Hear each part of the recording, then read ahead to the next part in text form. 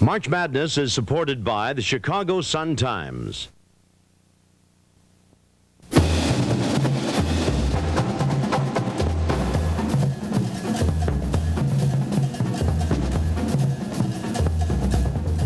And we should know very shortly who will be state champion for 63. Pass into Williams.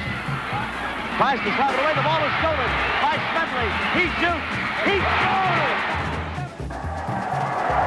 That about wraps things up for Hebron. Yes, sir. Paul Judson turns around at the free throw line and waves his hand at the rooting section. There's only 5 seconds left to play. There's nothing going to happen now.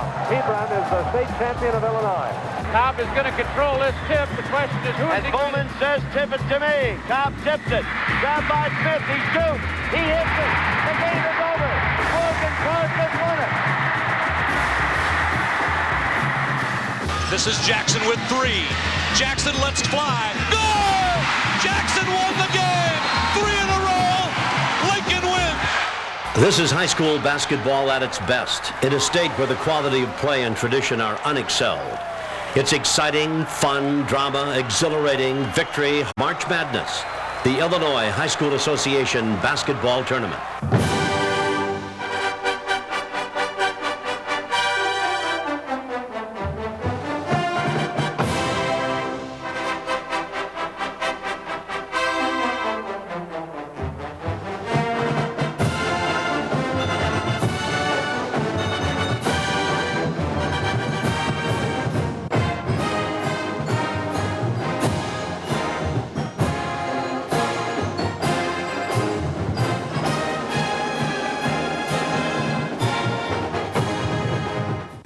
Since 1963, this arena, the Assembly Hall here on the campus of the University of Illinois, has been a house of thrills each spring, the home of March Madness.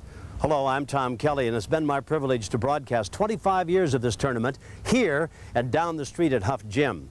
This event has touched most every community in this great state, from Hebron on the northern border to Cobden, just a stone's throw away from the southern tip of Illinois. In between those tiny communities are cities large and middle-sized, small towns, farms, millions of people who perk up each March as winter's harsh bite turns to the stirrings of spring. We've got a full cupboard of basketball memories for you. You'll see the big moments from significant games, meet and hear the words of legendary players and coaches, while you take a memory tour through Illinois with us to recapture March Madness and see what it's all about. The first tournament was held in 1908 at the Oak Park YMCA. Oak Park High School Athletic Director Louis Omer convinced the 8-year-old Illinois High School Athletic Association to sponsor the project. Peoria charged through the 11-team field, beating Rock Island 48-29 for the title, as Lynch Conway scored 22 points, a title game individual record that would last for 42 years. The tournament indeed was underway. It would become a traveling roadshow for the next 10 years, with stops in Bloomington, Peoria, Decatur, and Springfield. Winners included Hinsdale and Bloomington twice, Batavia, Galesburg, and Hillsborough. None has won the title since. And such towns as Springfield, Centralia, Rockford, and Freeport, whose schools would win 3 scattered titles, would gain top spots on the honor roll. Was the era of the center jump, a mid-court tip-off after each score. Basketball was a deliberate patterned game then, but the tournament was on the move to a permanent location. In 1919, the tournament found its permanent home, the campus at the University of Illinois. Rockford's Rabs, the team in red and black, champions in 1911, won again, beating the Springfield Senators 39-20. In Illinois, Egypt, and year in, year out, dominance by such teams as Centralia, Mount Vernon, Johnston City, and Marion, winners in 1921. A future Marion star who would gain coaching fame was Dolph Stanley, who, as Marion's shooting guard, remembers a night where he had one for the books. I played in a game in Johnston City, Illinois on January the 24th, 1924. And I scored every point in the game. Naturally, everybody says, what was the score? It was an overtime game. It was tied up 8-8 at the end of the game. And I scored 2 baskets in the overtime, and we won the game 12-8.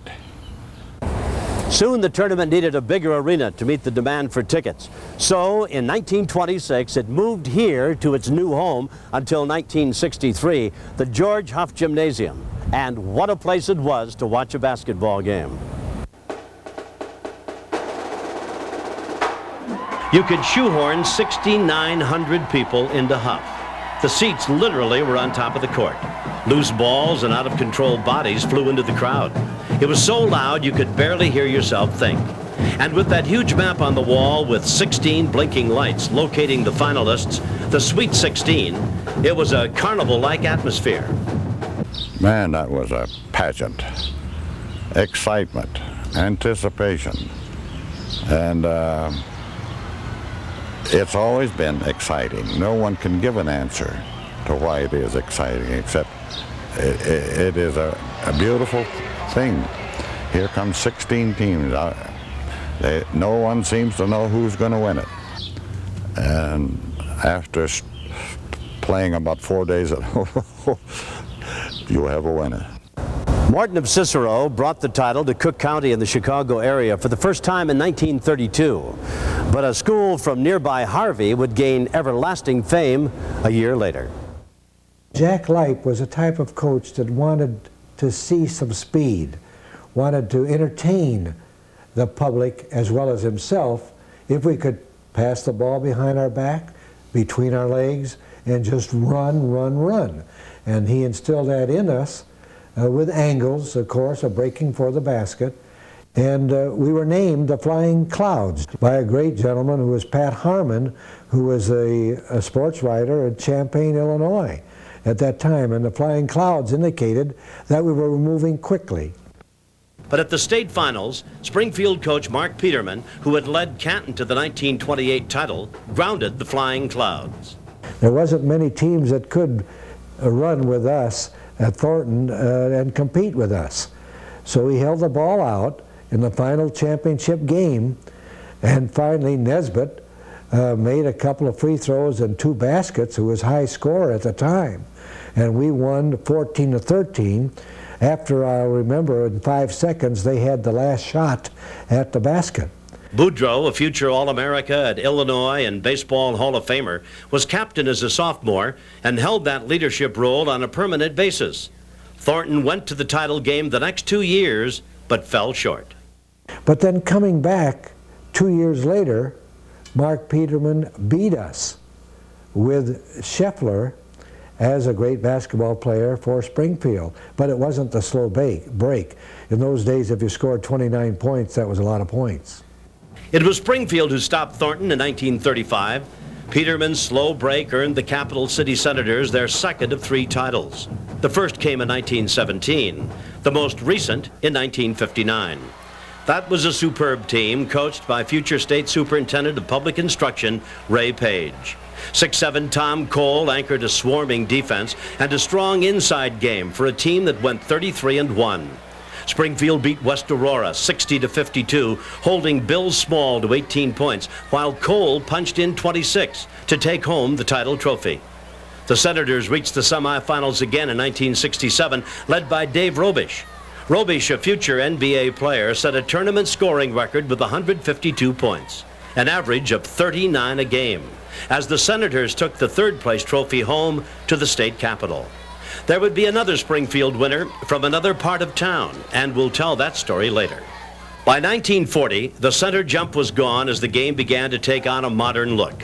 The decade began with future Illini whiz kid Andy Phillip leading Granite City to the title over Heron 24-22.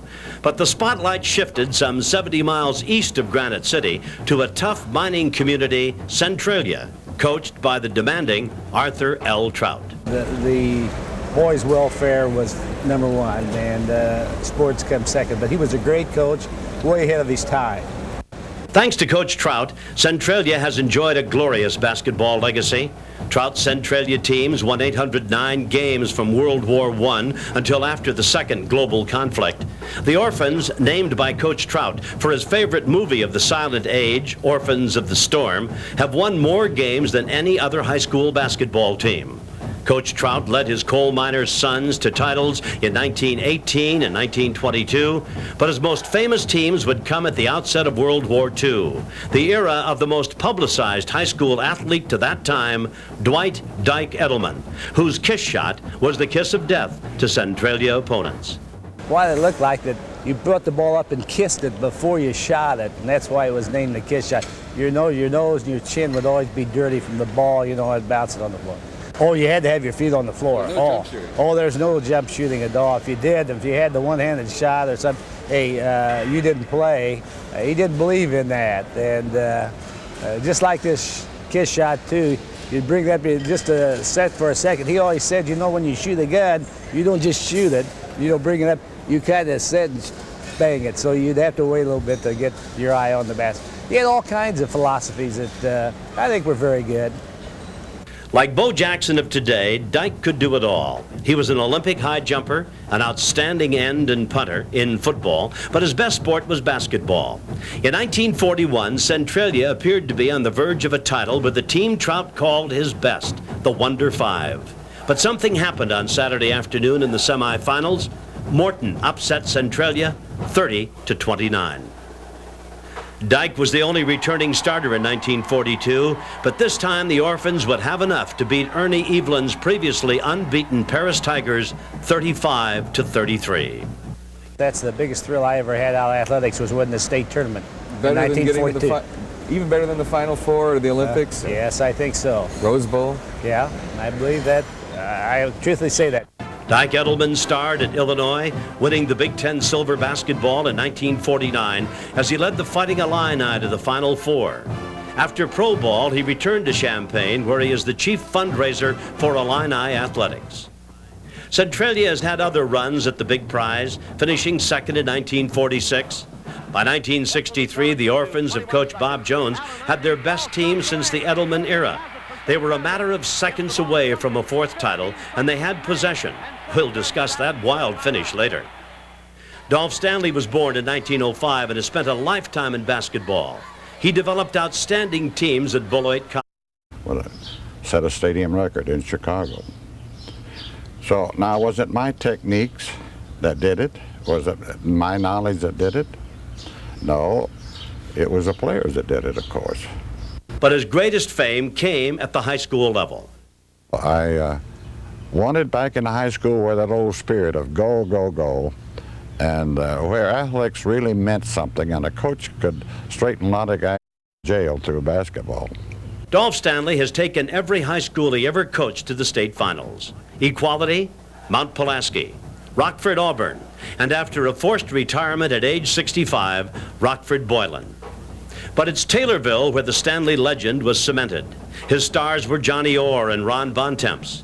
The Tornadoes breezed through the 43-44 season like a whirlwind. They won all 45 games, routing Elgin 56-33. Bounds play that featured Johnny Orr and Bontemps. And Johnny went in there wide open, nobody on him. He made the said, you know, you love those guys. Ted Beach and the Champaign Maroons reached the championship game 3 straight years in the mid-40s. They sandwiched a 1946 title against Centralia with second-place finishes to Decatur in 1945 and Paris in 1947. Paris had won the championship in 1943, and this time Ernie Evelyn's Tigers beat Harry Combs' Maroons 58-37. Robert Owens led the Tigers with 22 points, tying the title game record set in the first tournament in 1908. Southern Illinois, Egypt, ruled Illinois high school basketball after the war, thanks in large measure to Coach Merrill Duster Thomas of Pinckneyville. A Duster Thomas team was drilled to perfection on fundamentals, and they never hurried. After all, Tom Milliken, you can't score without the ball, can you? He had a tremendous ability to make you respect every opponent. You didn't fear them, but you respected them greatly. And he had us, we knew deep down that if we didn't compete at our highest level, that we would be beaten. In 1948, Pinckneyville cruised in high gear with the outcome never in doubt, rolling to a 65-39 victory over Rockford East. Tom Milliken contributed 8 points to a pair of 21-point performances by Bob Johnson and Frank Gladson. At that time, when you called a timeout, there was a short era that you couldn't go over and talk to the coach. So there we were on the floor. Rockford had called timeout, and in our huddle among 5 players, you now look up at the scoreboard and you knew you had the state championship locked up. And so this great conversation between Johnson and Gladson and Davis and Clifford and Milliken. Let me score some now. You've had your points. I'd like to get my name in history. We're going to be a state championship, and let me shoot the ball. So I can remember those vivid conversations. After that 1948 title, Pinckneyville seemed to be eternal bridesmaids, winning the third-place trophy 3 straight years from 1953 through 55. The Panthers had another run at a title in 1968, this time in Class A, but they fell short in the closing second, 62-58 to Pana, still seeking another title.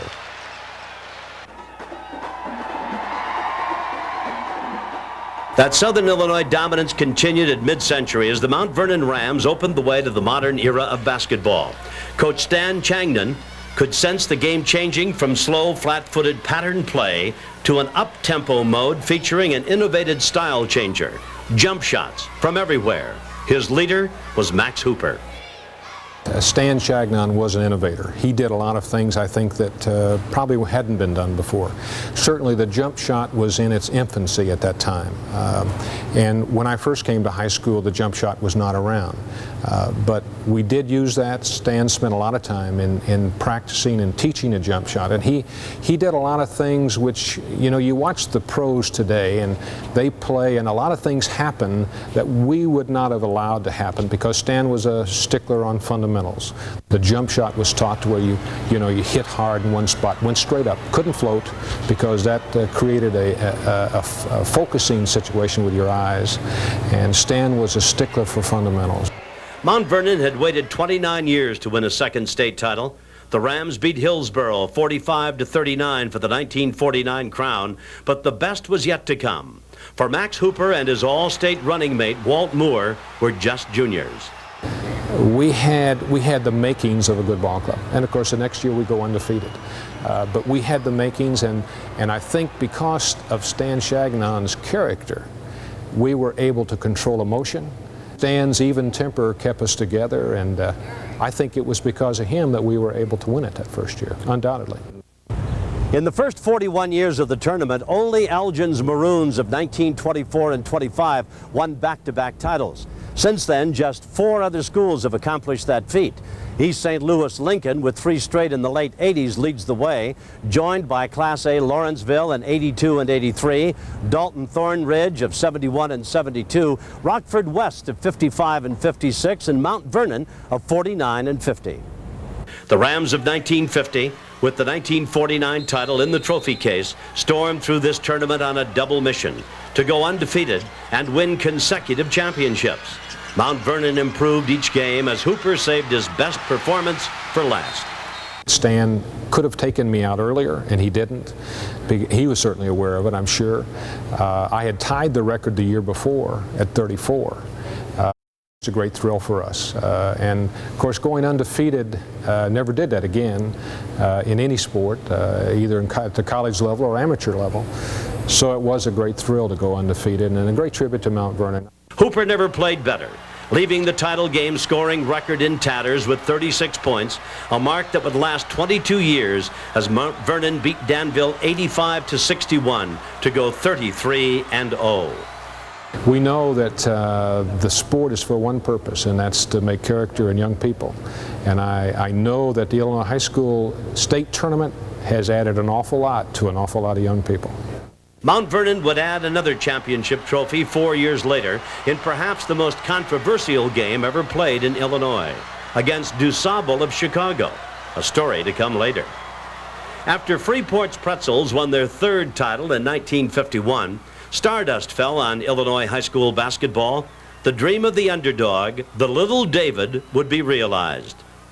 Hebron, then as now, was a tiny dairy farming community at the gateway to Wisconsin. There, 5 boys created an Illinois legend that will live as long as basketball is played. Of all the trophies that are won by the state, this is the most prestigious trophy there is. Kids dream of it from what age? 4 on up through high school? I think what Paul said is very true, because we started playing in our driveway when we were in 4th and 5th grade, and we've got a rim that was made down at the blacksmith shop that was put on the backboard on the garage so we could play, and that's where we really got started. Bill Schultz, Don Wilbrandt, Ken Spooner, and these twins, Paul and Phil Judson, literally took center stage in this cramped gym while capturing the hearts and imagination of an entire state. The Hebron Green Giants were the big men of 1952, and for the first time, their exploits were seen throughout Illinois on a medium undergoing growing pains, television. Brother, that heartbreak is very real here on the team that can't go home with the bacon. There's Paul Judson letting one go.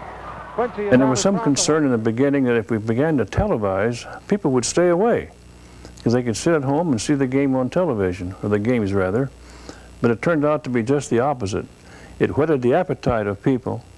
Because of the first televised state tournament game, many people bought their first television set. I've had many people tell me that if it wasn't for you playing, Hebron playing in the state tournament, we might not have had a TV quite so soon. I've had people in the hospital say they've had operations and that's TV so they could watch the state championship trophy several times. The Green Giants weren't fazed by the big crowd in Huff Gym. Coach Russ Ahern had prepared them well for this moment.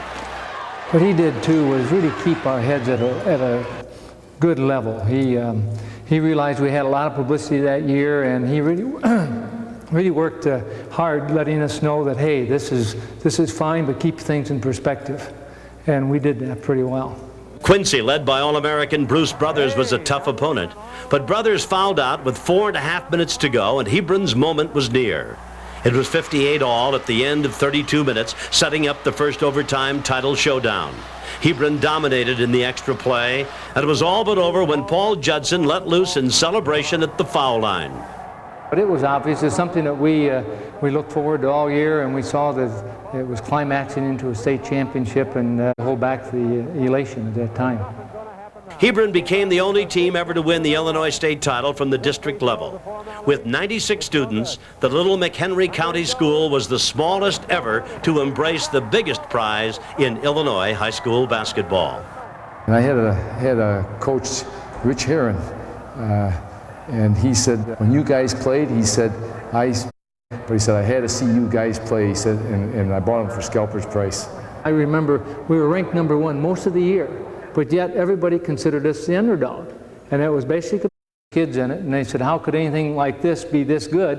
And they just didn't expect us to do what we did. One high school in Illinois has a most unusual championship record. Lyons Township of LaGrange has won 2 state titles, both times going unbeaten. The Lions went 29-0 in 1953 and won all 31 times out in 1970. The 1953 team was led by the most publicized player in the country, 6'7", 240-pound Ted Chiazza, an athlete whose high school exploits literally stuffed several scrapbooks to overflowing. I don't know, I guess it was just the charisma we had together. It's like any school, once you start playing ball with a number of young people and continue going, and having an outstanding coach such as Greg Sloan, and who was a very disciplinarian, I think that we were lucky, like many schools, to have everybody in the right spot at the right time, and it just gelled. Coach Greg Sloan had assembled a powerhouse, augmenting Chiazza with Leon and Joel McRae, Nate Smith, and Chuck Sedgwick. The Lions came on a sectional collision course with unbeaten Kankakee, led by Harv Schmidt. Harv Schmidt was awesome. I mean, he almost broke her back because it never looked like he shot the ball. He threw the ball like a pitcher, you know, from the back of the hand. Schmidt fouled out after scoring 37 points, and the Lions won, going away 83-74, led by Chiazza's 31 and 16 free throws, all by Sedgwick. In Champaign, LaGrange was gruff in Huff. All business. They opened the tournament beating Chicago DuSable 85-68, despite the fine shooting of Paxton Lumpkin. If there had been any pre-tournament jitters, they were gone now. Well, that first day we walked in, or the first game we walked in there, we just looked around. And you just feel, you know, the nervousness. And of course, all of us were nervous until the official threw that ball up, and then we had to forget it. Next came a 75-48 rout of Decatur St. Teresa. IHSA scoring all of LaGrange's points in the breaking Max Hooper's tournament one-game record with 38 points. Pinckneyville was Saturday afternoon's victim, 78-65, in another powerful outing. The LaGrange Lions were roaring in high gear now. That set up the showdown with Peoria High's Lions and All-State center and football quarterback Hiles Stout. Peoria's Lions had advanced to the finals after defeating sentimental favorite Danville Schlarman 66-58. For certain, the Lions would roar Saturday night. Yes, that's where Hiles Stout and his crew were, and excellent ball player. Probably the best center I've ever played against that year. It was difficult for any team to match up with them. We thought we did a pretty good job. The first half, I remember we went in 7 points down, and we were in the ball game most of the time, but ultimately, why their size and experience and good coaching paid dividends. Hungry LaGrange grabbed the winner's share in this battle of the Big Cats, completing a perfect 29-0 season, beating Peoria High 72-60. With IHSA and Sedgwick back and talented underclassmen on the way, a repeat seemed imminent. But this Huff Gym victory scene would not be rerun in 1954 as Morton of Cicero derailed LaGrange by a point in the regionals, ending that dream. At that time, I thought we were a real excellent ball club and could play with anybody in the country. Today, you see the teams. I don't think so. I don't think so, because they're just fantastic. These kids today, just fantastic. We'll discuss the 1954 tournament in a few moments, but before we do, let's take a look at the magic 2 years of Rockford West, the Warriors, and Coach Alex Sidargas. Few teams ever worked harder or came back from a greater deficit than the 1955 Rockford West Warriors. West had beaten conference, and the Maroons were out for revenge. Postman Tom Alley and guard Gary Smith staked Elgin to a 24-10 first quarter lead, and they continued that surge up to 40-27 at the half. And the guys were tired. The thing you want to remember too, Kaufman and Parker, my two guards, both had 4 fouls at the half. And I'm telling them, fellas, we got to come out and press them. There's no way. We got to press them. Rockford West came out with a smothering press. The Warriors cut the margin to a point after 3 quarters, but fell back by 6 late in the game when Nolden Gentry went up for a 20-footer, scoring while fouled. In the rules of 1955, the bonus was in effect. Gentry then sank both foul shots, a 4-point play. On the inbounds play, pressing Rex Parker drew a charging foul. Parker hit both free throws to give West 6 points in 1 second and a tie. Then came more heroics. Johnny Wessels missed, but it was Gentry again with the big basket on the follow-up to make it a 61-59 lead for Rockford West. Elgin had 7 seconds left, but Smith, losing track of time, dribbled out the clock. And the last game of the 22-year-old Sweet 16 format. The kids were tired. It was in fact, Wessels after the game passed out. I went up to him and was going to say, "Nice game, John," and his eyes rolled up and he passed out completely. Rockford's 6'7" towers, Gentry and Wessels, were just juniors and coming back to anchor a shot at the double. Rockford West had the players all right, but so did Edwardsville's Tigers. Coach Joe Luco, later a state legislator, was blessed with a pair of all-staters who would star for Illinois, Manny Jackson and Governor Vaughn. Jackson and Vaughn led a late Tiger charge that gave Rockford West a scare. After Wessels put West up by 5, Jackson and Harold Patton cut the deficit to a point again. Finally, before Bobby Washington iced it with a free throw to give the Warriors their bookend trophy, 67-65. Rockford West is a high school closed in June of 1989. It'll be a middle school now, but the trophy's in the case, and the name on the gymnasium wall speaks eloquently for the success attained over the years. When the Sweet 16 reconvened on March 17, 1954 in Huff, the country was on the verge of historic change. It was 2 months before the Supreme Court would rule unanimously that separate but equal schools, the practice of segregated education, was unconstitutional. Several black players were scattered throughout several tournament teams, but one all-black team from the south side of Chicago would make history, the DuSable Panthers. Until 1946, there was a grouping of 12 all-black high schools in southern Illinois who did not play in the tournament. They were known as the Southern Illinois Conference of Colored Schools. During World War II, they conducted 4 tournaments, playing a championship game in Huff Gym before the regular Sweet 16. Crispus Attucks of Carbondale won the first 2 titles, Mounds Douglas the last 2. 2 of those schools remain open. They are East St. Louis Lincoln and Lovejoy Community. The downstaters, who were accustomed to an entirely different style of basketball, as you know, tabbed us a 5-ring circus. They didn't understand what we were doing, and it took the state 20 years to catch up to what we were doing in 1954. And now everybody plays your style. That's right. That's right.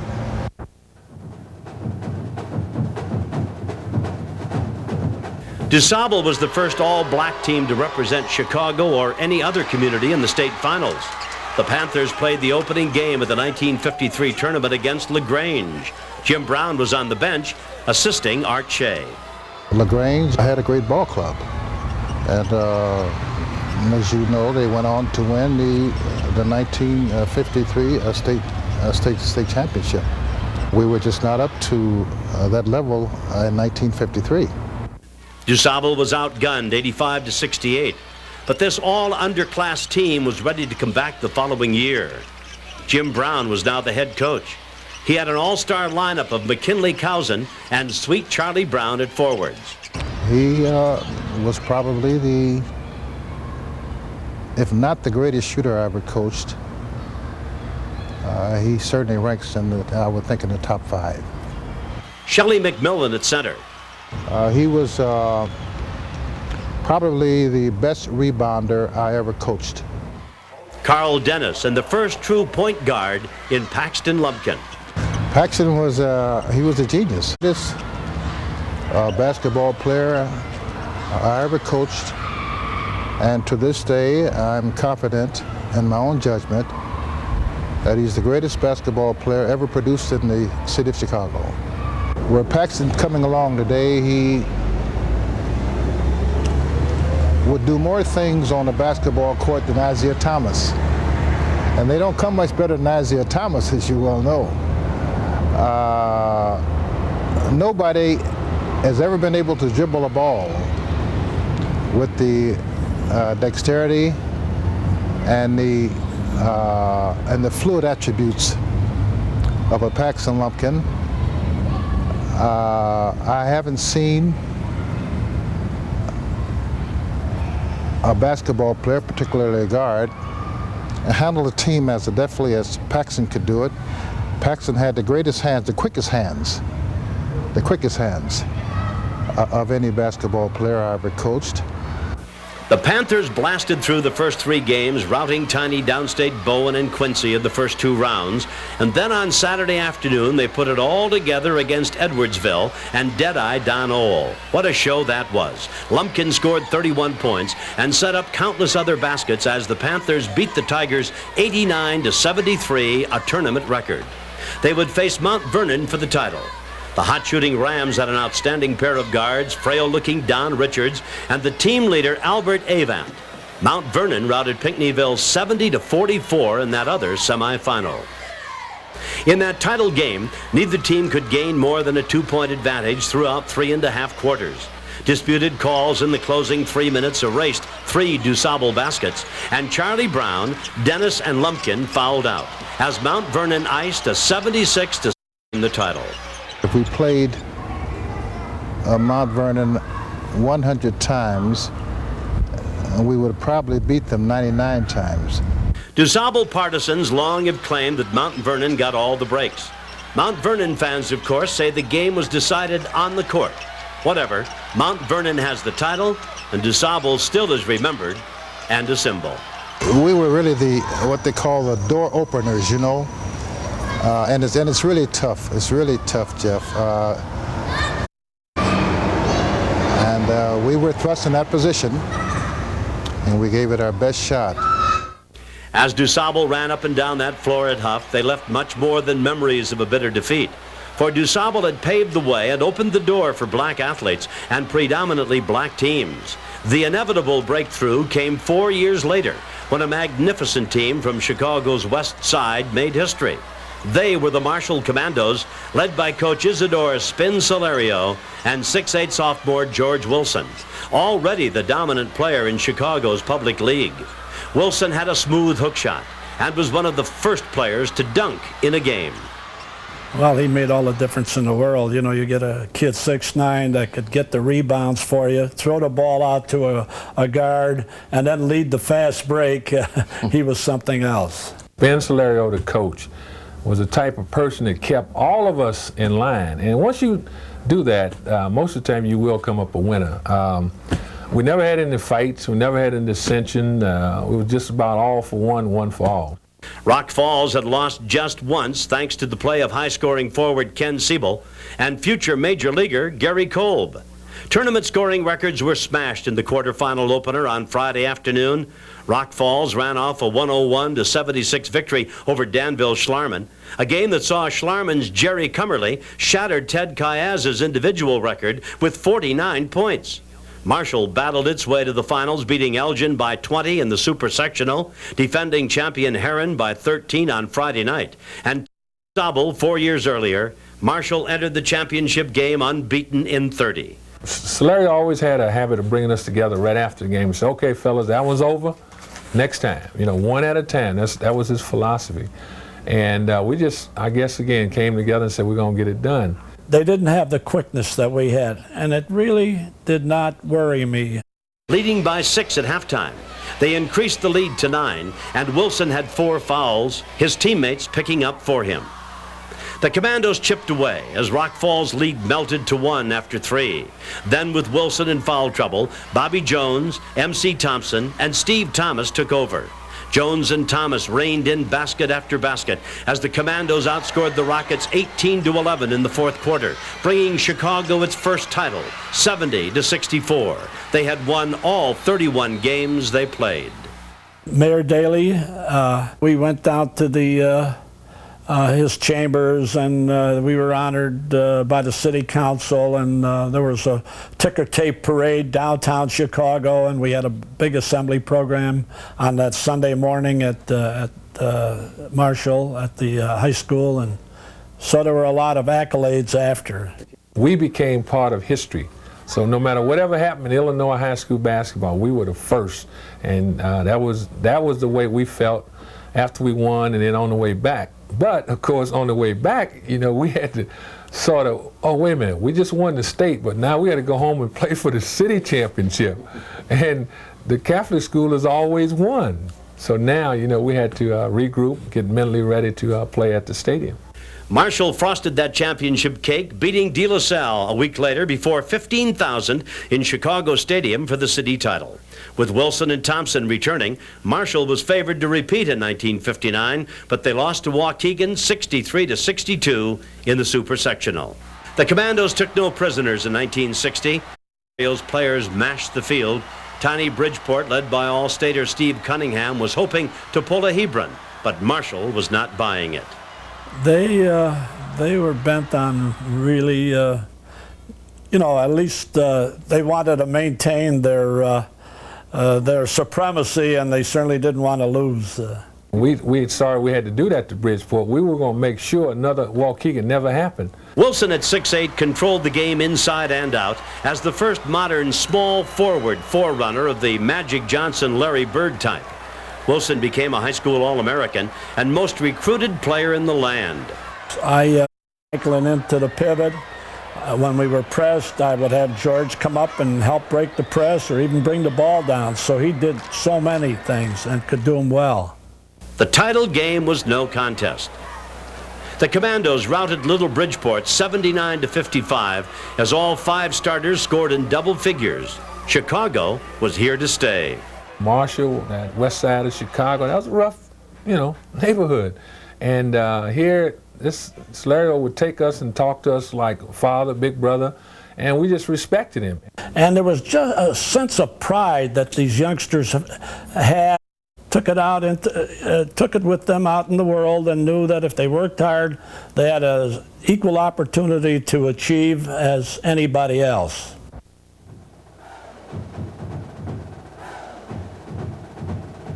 Change had come to the country and to the Illinois High School Association. In 1956, concerned with the time spent away from the classroom, principals Champaign. The Sweet 16 would survive in the form of a super-sectional format with first-round games played at 8 area sites. It would also allow more fans to see the tournament in person. On the basketball court, the emergence of Chicago had brought quickness and the mobile big man into the tournament to stay, but at the other end of the state, another coach was hard at work polishing a system that would see his teams win 792 games and his school 2 state titles. The school was Collinsville. The coach, Virgil Fletcher. The system, the ball press. It's a great psychological defense, and one of the things I always told my players, and I'm sure it's true, that that the other team can't play the way they practice.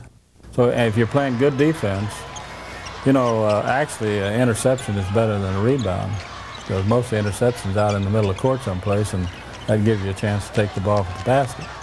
Collinsville high school teams have been playing basketball since 1907, winning a higher share of games than any other team in the United States.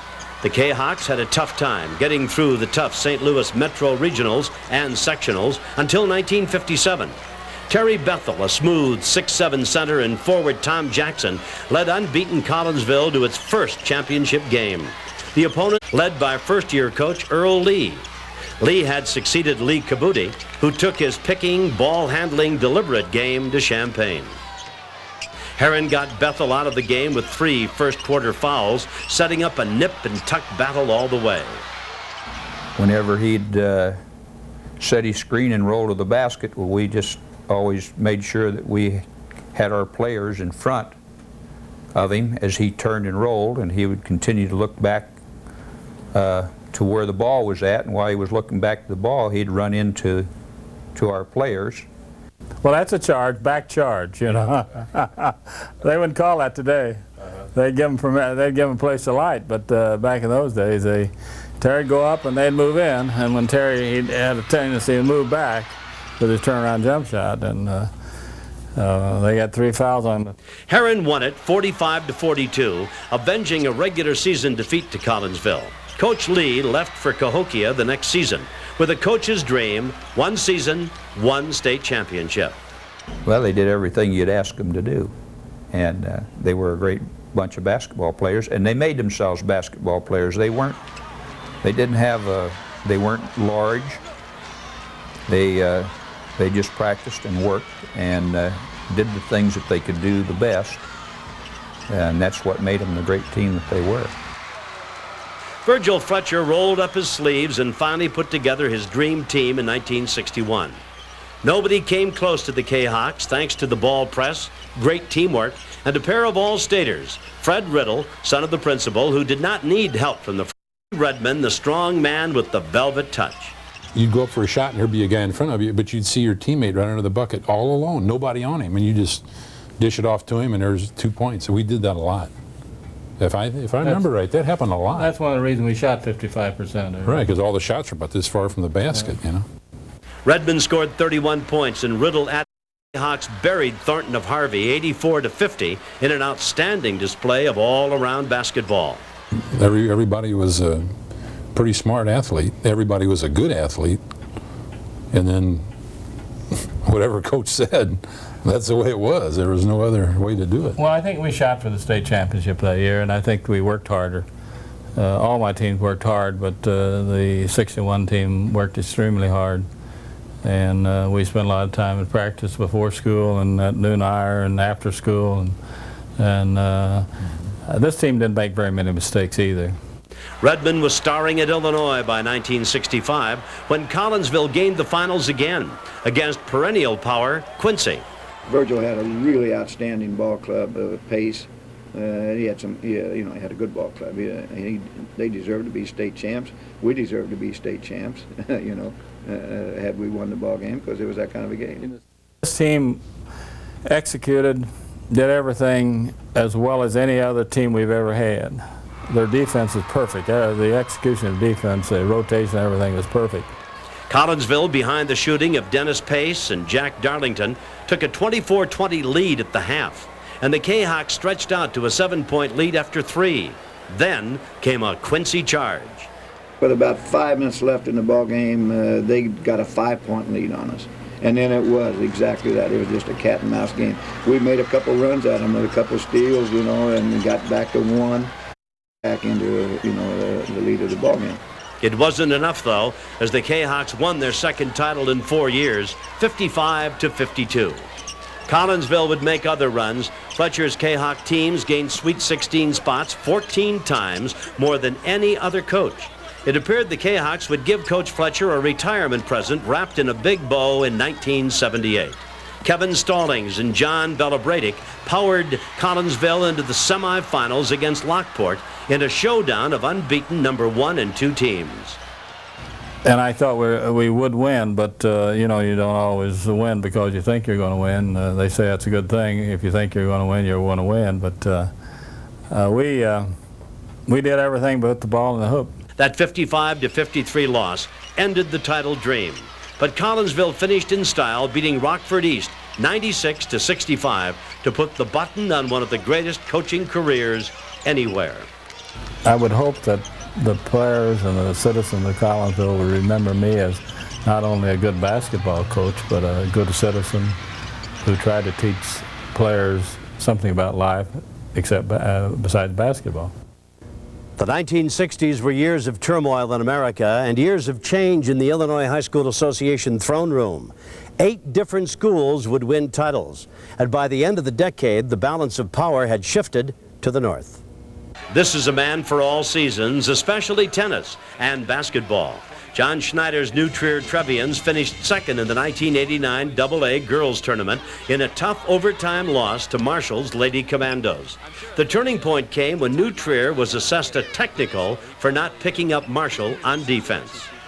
And officials said we weren't close enough on defense. Well, I didn't want to be too close on defense because they're going to throw it into her and she's going to stuff it on us. So we wanted to stay back a little bit, but they didn't think we were close enough. And we call it T. They make both free throws, and it just sort of took the heart out of our kids, and we lost the game. We lost the game by 6, 56-50, but I was still really proud of our kids.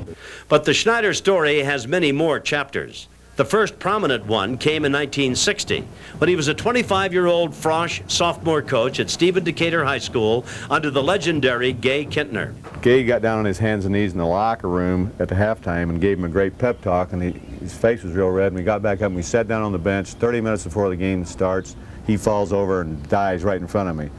We had the funeral in the gym. There were 10,000 people in the gym. His son, his open coffin, his son walks down the middle of the center line, kneels down in the coffin and kisses him, and there wasn't a dry eye in the place. I mean, it was something else. Schneider and fellow assistant Jack Kenny picked up the pieces and took the running Reds to a 4th place finish in the 1960 tournament.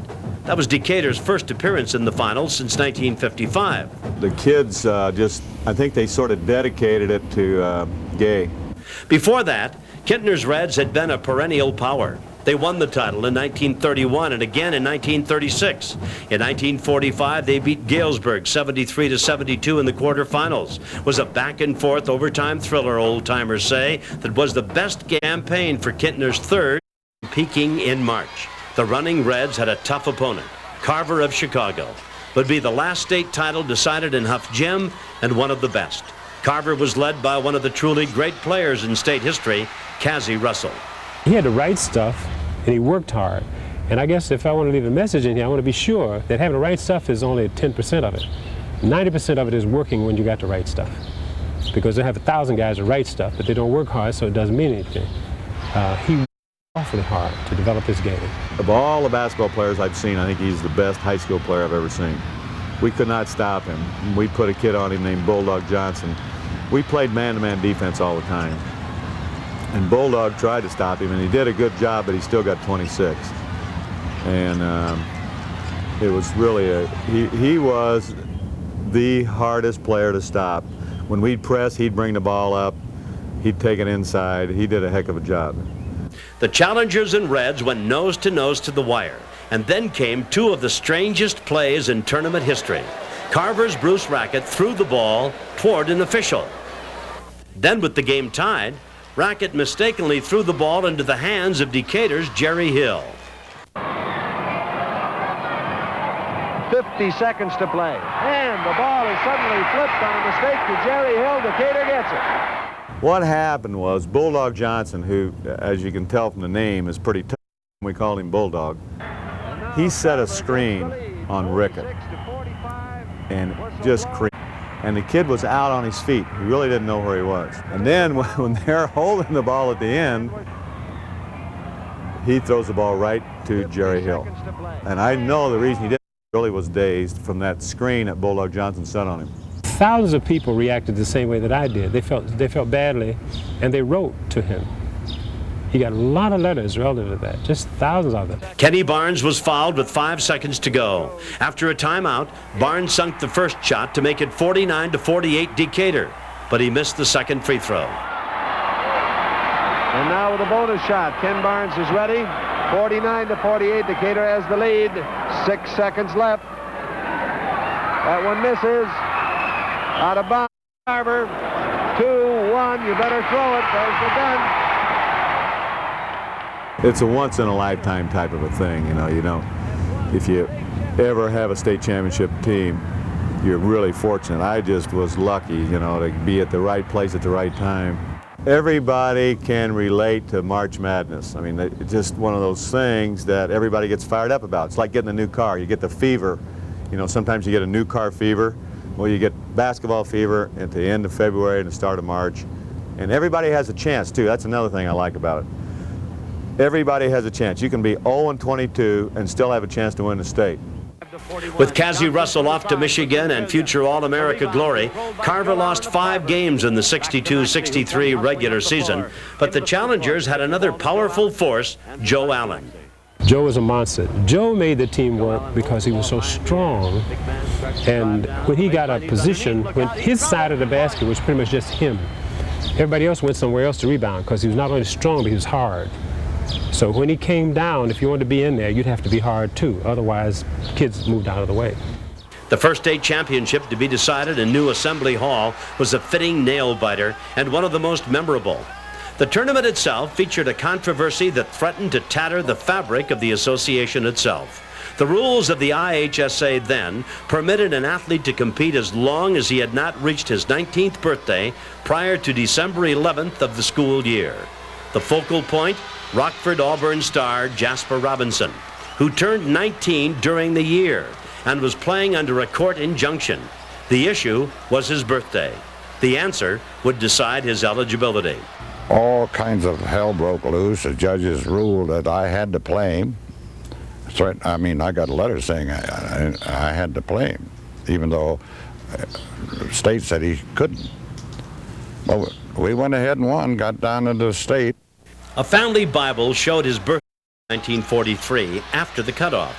An Arkansas birth certificate contradicted that, saying Robinson was born December 2nd. Springfield Lanphier solved part of the problem, beating Auburn in the quarterfinals 58-56 on a last-second feed from Don Bose to Calvin Pettit. Later, a court ruled in favor of the IHSA, a landmark decision defining the issue of age eligibility in high schools. Auburn had to forfeit its victories. As for several jobs here in the community since, and has a family. Married a very outstanding young lady.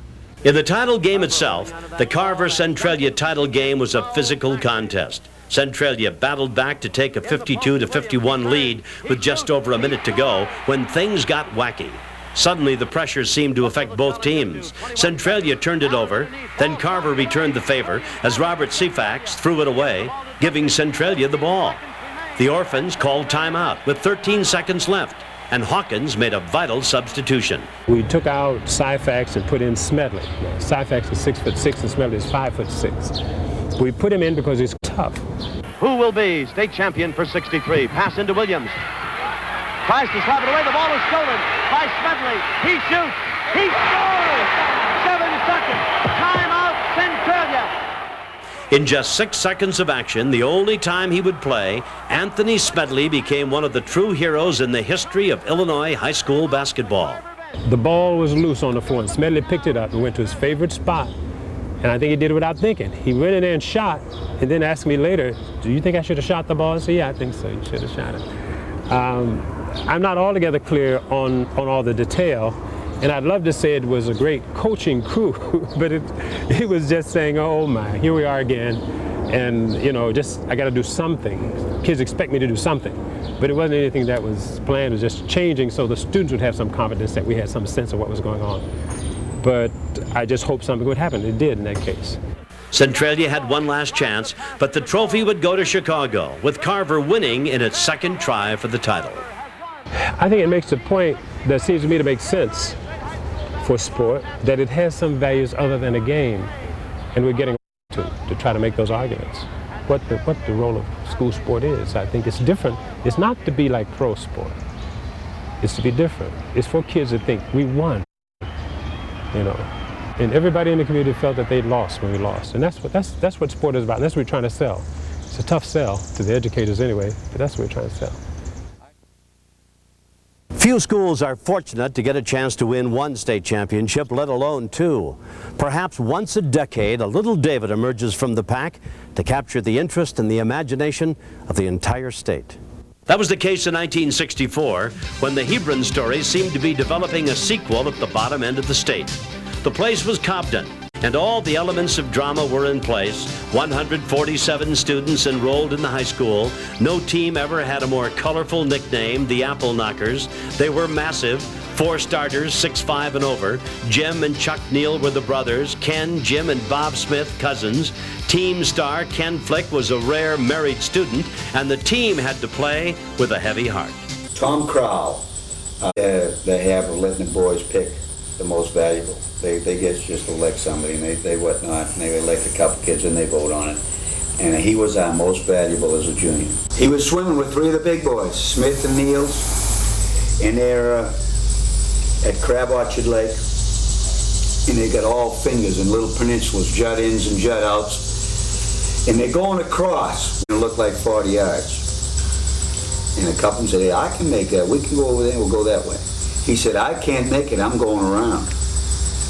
And he was walking the shoreline, out in the water, going to walk around and go to where, rather than swim across this finger, he's walking around, fell in the hole, panicked. And these 3, by the time they got to hit, one did get a hold of the young man, grab him, but he was just overpowered. He was so strong, he pulled him down, he broke away, and Tom never come up. Cobden had to face Pekin for the title. Pekin was coached by Dawson Dottie Hawkins. Dottie Hawkins had coached Peoria Central to second place in 1953. Success continued when he moved across the Illinois River to Pekin in 1960. He knew how tough it would be to face an overwhelming sentimental favorite.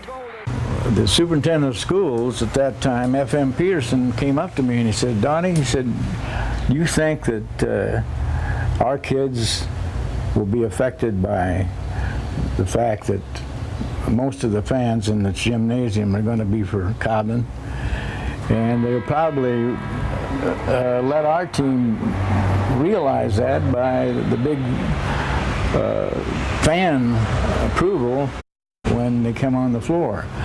So he said, why don't we just go out with Cobden? When they go on the floor, we'll take the floor, and our kids will be thinking that they're cheering for them and not Cobden. I said, apparently he's going to wait till we all go. Or do you even want to warm up? What do you guys say? Let's go, Coach. We don't care who they cheer for. Let's get out there. So we just went out and we went on the floor. And they did. We all went together, you know, in the roar. So no one got quite the edge there because you don't know who's roaring.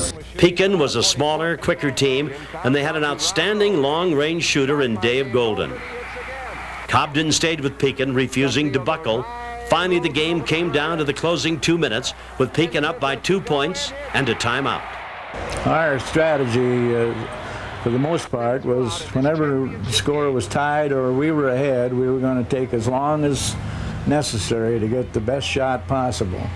We're slow. We're big and we're slow. He was small and quick, And they had good fundamentals, and they spread us, and we couldn't stay with them one-on-one. But if we drop into our zone, he'd come hold the ball again. And we were behind, we had to pursue it. Playing man-to-man defense in the title game for the first time in the season was just too tough a challenge for the Apple Knockers. Pekin won it 50-45. Nobody would ever forget the big team from the small school. We had a reunion in Cobden, the 25th year reunion, and those people down there still feel that they won the state tournament. They don't know who beat them, but when they took a poll at that reunion, and all the people that they talked to admitted that Cobden won that state championship. But Pekin earned a rightful place on the honor roll of Illinois high school basketball, and for Dottie Hawkins and his school, the good times would find a pleasant sequel. Winning it once was beyond my expectations, but then to win it twice in a period of 4 years was unbelievable, really. You had to be lucky. Hawkins was blessed with two outstanding frontline players, Barry Moran and Fred Miller. It was a combination that enabled Pekin to dominate the '67 tournament. Miller had the hot hand for Pekin, hitting for 36 points to beat Carbondale. Coach Hawkins, proud of his team, wanted to be remembered for much more than offensive production. Like most coaches, especially some that have had some success, defense has been the strongest part of my philosophy down through the years in basketball. Basketball, I would say that would be as a good defensive coach. That's how I'd want to be recognized. That Pekin victory also marked a watershed in tournament history. For the next 9 years, the tournament would become the private preserve of the Chicago area, and the structure of the tournament itself would undergo permanent change. The first signal came in 1966, a year prior to Pekin's second championship, when Thornton of Harvey stormed through the Assembly Hall en route to the school's second championship. Thornton's title game opponent was perennial bridesmaid Galesburg. Johnny Thiel's Silver Streaks were no match for Bob Anderson's Wildcats. Dale Kelly was stifled in the finals as Lamar Thomas directed the Thornton victory. Thomas scored 16 points as his backcourt mate Rich Rattery hit 10 of 15 shots in a 24-point performance. With Jim Ard controlling the boards, it was all Thornton. The game was over for all practical purposes at the half when Thornton opened a 22-point lead and coasted in 74-60 for the victory. 2 years later, Galesburg, at its 22nd tournament appearance, would be shooting for its second title after 4 championship game losses. The unfortunate Silver Streaks would have to face one of the strongest teams in tournament history, the Evanston Wildcats of Coach Jack Burmaster. That was the start of a combination of finesse and power. I think we had everything in those days and in present days that it takes to make a football team. Evanston had a pair of quick, clever guards, Walt Pookie Perrin and Ron Cooper, a dead-eye in Bill Patinas, and power inside supplied by 6'6" Farrell Jones and Bob the Enforcer. He had such great quickness, and he could get up on the board. He was a good shooter, you know, but all those things combined with his instincts made him a great player. This team set the table for the Chicago area dominance by its power. Ironically, Evanston, in its 4 tournament victories, scored one for numerologists with 70 points, no more, no less, in each victory. They put the title away early and went on to beat Galesburg 70-51. Isn't that funny? Every game downstate, our final score was 70 to 58, 70 to something, 70 to something. Evanston has been blessed not only in basketball but in many sports. We've got a trophy case that goes from here down to the next block, I think. And our biggest problem is keeping them dusted and looking well. The following year belonged to Evanston's longtime rival, Proviso east of Maywood. Proviso had been known for football and the play of future NFL Hall of Famer Ray Nitschke. Now the school's best-known athletic alumnus is NBA star Glenn Doc Rivers, but Rivers never played on a title team. That tradition started in 1969 with All-State center Jim Brewer and a fine supporting cast. Jim Brewer was probably the finest 6'6" athlete I've seen play in high school. He was the best defensive player I've ever seen in high school. Most people don't really realize how good he was. And then we surrounded him with two great defensive guards, Walter Williams and Billy Allen. People thought they were small looking at Jim Brewer, but they were 6'2" and had wingspans, had tremendously long arms. And then up front we had Harvey Roberts, who was about 6'5" and 200, and then we had Pete Mazias, who was an excellent shooter.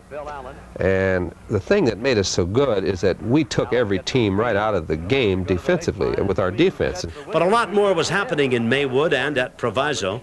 The town and school were hotbeds of racial conflict, but this team pulled the community together. It was a time when school was closed on a couple of occasions. Many of our black athletes were being pressured by militants in the community. You don't want to play for that white honky. So it was an extremely tough time. And I was just so fortunate that my athletes believed in me and their parents believed in me.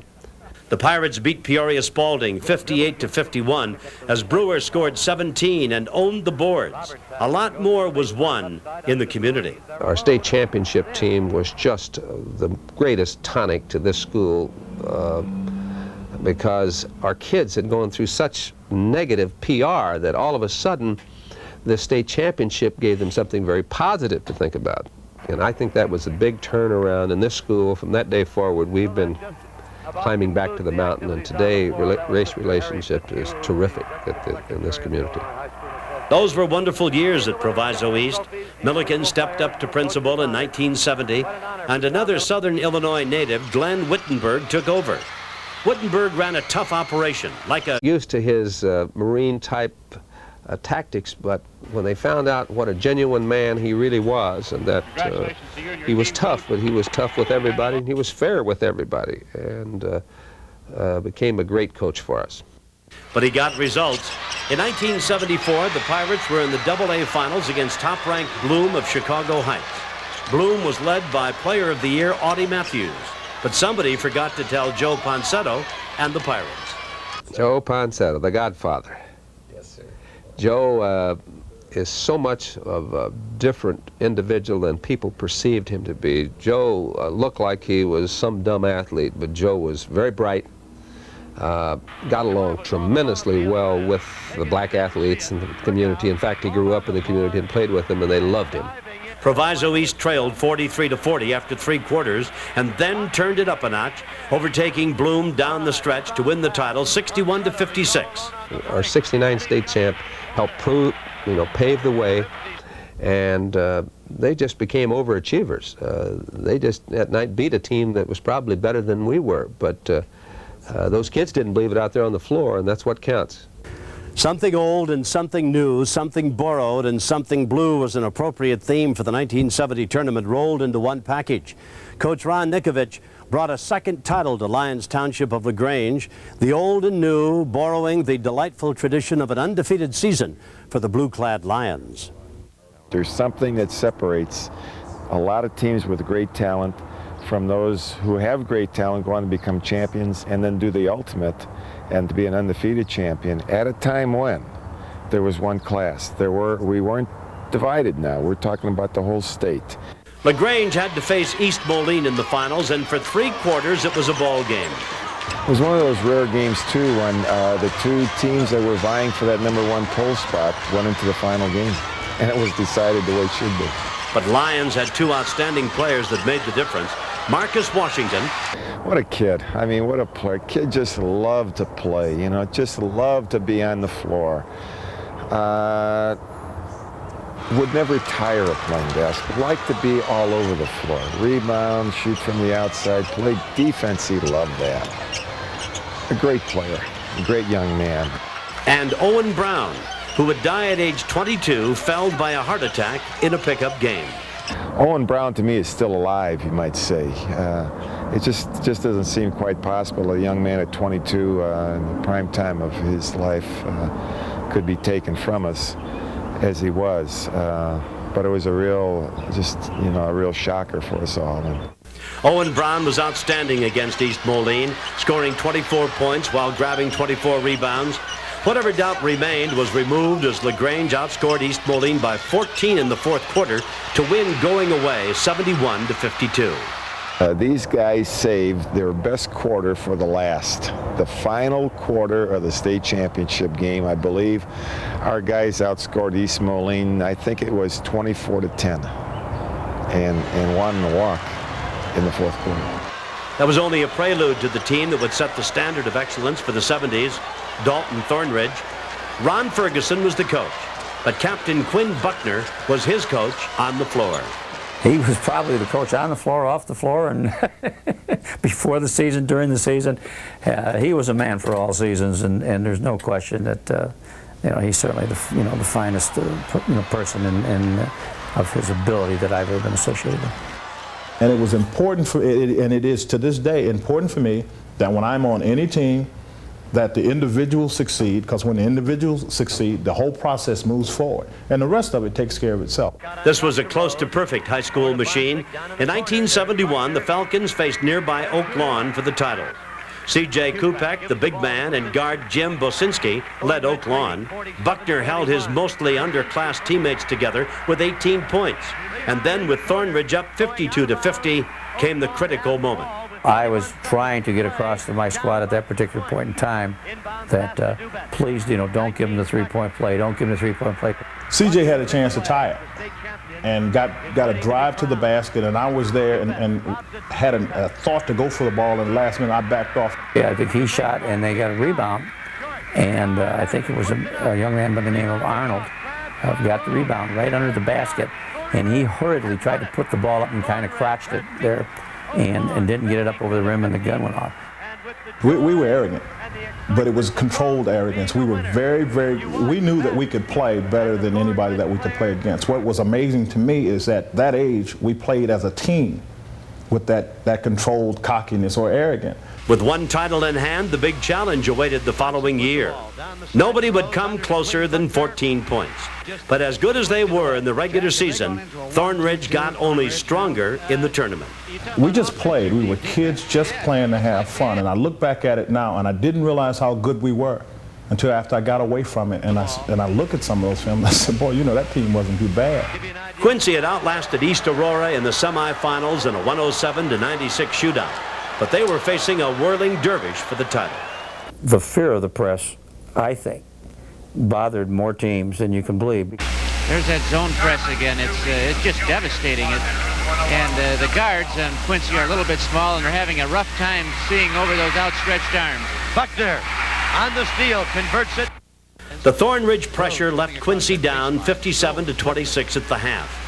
Finally, in the third quarter, Ferguson stopped the press and let them play a more relaxed game. Boyd Batts scored 37 points, Greg Rose 26, and Buckner 28. Mike Bonzak and Ernie Dunn were outstanding as Thornridge kicked off the Class AA format in style, 104-69. We just pounded that team, and that's in the championship game of the series. And that gave me some inclination of how good a team we had.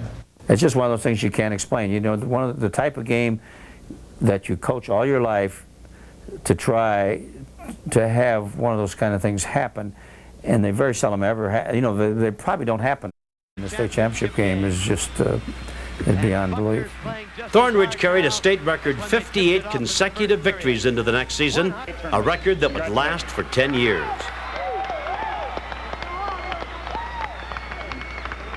1972 was the start of two-class play in Illinois.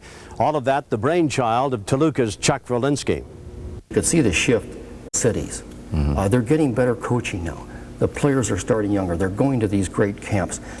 The players, I'm talking about the industrial cities like, anyone like East St. Louis, Champaign, Peoria, the Chicago situation, the suburbs. There's no doubt about it. Basketball is being played all year long. And they have so many more kids to choose from. I personally hated to see us go to two classes because I think we've taken some of the Indiana lure away, because I played on a school with 400 students and we beat the big school. And I think that's part of the aura that I'd like to see back. in a class system, you're number one in your class. But I was proven wrong, and as we know now, the small schools even outdraw the large schools in the state tournament. When that power started shifting to the north and to the industrial cities, there is no way schools of 700 and below could ever win the state, I don't think. It would be 1 in 50 years, and who wants that? For better or worse, a new day had dawned and there was no turning back. It rekindled interest in communities that never came close. But it did mean an end to the little David dream of slaying the dominant, larger Goliaths. Fortunately for Class A, a fine team stepped forward to play convincing, winning basketball and give the concept a boost. Lawrenceville, led by Coach Ron Felling. We just felt if we ever got there, we're going to win it. That tournament was ours. We were there 5 times and won it 4 times. Felling was fortunate and happy to have the presence of Rick Leasty and a young blonde guard who could shoot the lights out from anywhere on the court, Jay Scheidler. He could shoot it, so to speak, from downtown, and he really didn't. He had unlimited range. Scheidler's range was so amazing, they called him the Bionic Boy. And his 93-point day in the 1976 semifinals and third-place game made him the best-known player in Illinois. It was just a good feeling to have the crowd react like they did at the moments when I did break the records and when they had taken me out of the game and things, standing ovations and stuff. It was just an emotional high that you had to go through and be a part of to really explain. But it was a neat feeling. You just have to take the moment for for what it is and get as much out of it as you possibly can. Because if some good things happen to you while you're there, you will definitely remember it the rest of your life. And after winning titles in 72 and 74, Lawrenceville had to wait another 8 years for another chance.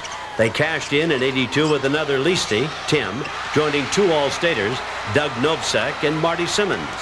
Lawrenceville won the school's 3rd title, beating Monmouth 67-53. The following year belonged to Marty Simmons. Simmons earned the title, Mr. Basketball, in a record-setting year for the Indians. They extended their unbeaten record to 68 games as Felling and Lawrenceville beat Flanagan 44-39 for title number 4. The best teacher that you can probably remember is your hardest teacher.